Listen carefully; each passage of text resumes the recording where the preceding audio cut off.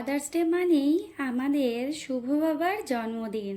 রাত্রি 12টার সময় cake cutting করে ঠাম্মার সঙ্গে দুষ্টুমি শুরু হয়ে গেছে এদিকে। গপু সোনা ও না কিছুতেই কিসি দিবে না ঠাম্মাকে, আর ঠাম্মাও কিসি না নিয়েও ছাড়বে না।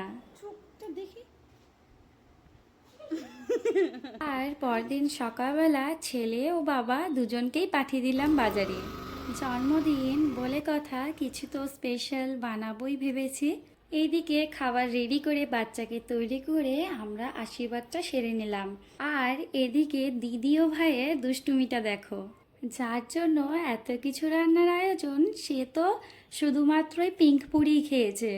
বলতে পারো বাচ্চারা না খেতে চাইলেও এই জন্মদিনের দিনটা আমরা মায়েরা খুব সুন্দর করে সাজিয়ে দিতে বেশ ভালোই বাসি।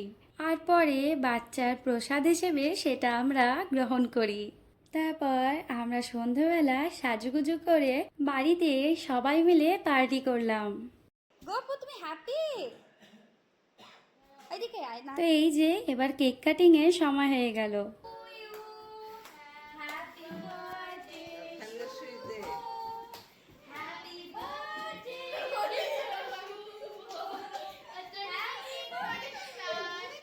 তো এইদিকে কেক কাটিং হয়ে গেছে, এবার সবাইকে খাবার দিয়ে আমি নিজেও খেয়ে নিলাম।